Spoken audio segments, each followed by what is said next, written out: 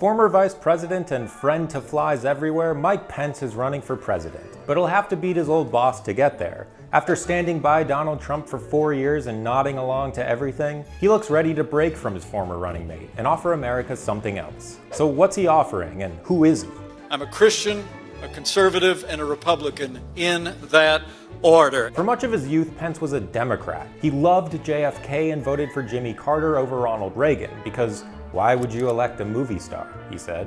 Soon he'd enter the world of politics himself. He ran one failed campaign in 1988 and another in 1990. For the second campaign, finance records revealed that Pence had been using political donations to pay for golf tournament fees and personal credit card payments. Following his 2 failed attempts at running for Congress, Pence ventured into the radio world, hosting The Mike Pence Show, where he showed off some serious riz. Now, here he is, Mike Pence. Welcome to The Mike Pence Show.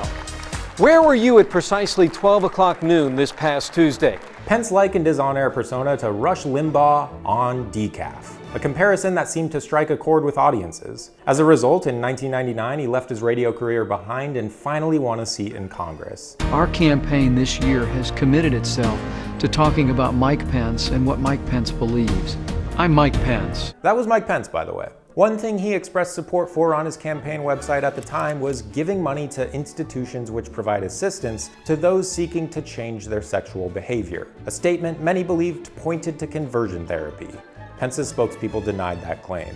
Nevertheless, he was reelected time and time again. During his 12-year tenure in Congress, he introduced 90 bills and resolutions, but not a single one of them became law.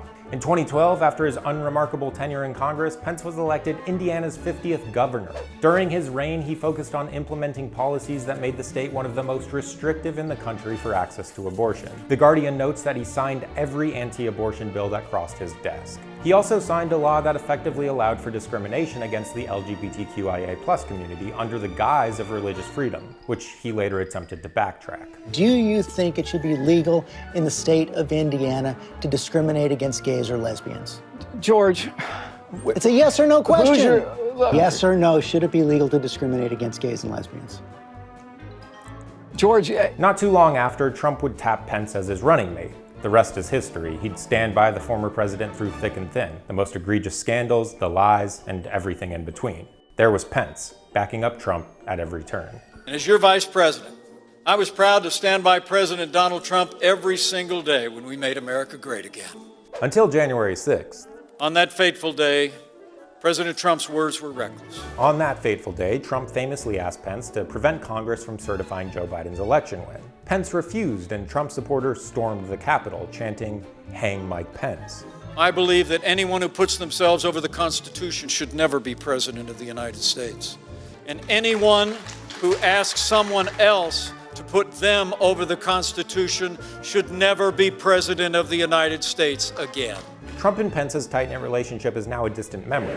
You're fired. In the aftermath of January 6th, Trump said it was common sense for rioters to call for Pence's hanging. All this was seemingly fuel for Pence's 2024 run. But what is he running on? His campaign site only has a plan for ending inflation, but even that appears to be lacking a concrete strategy. The true agenda might just be to take a swing at his old boss on the debate stage. Pence's communications advisor said, hopefully former President Trump has the courage to show up.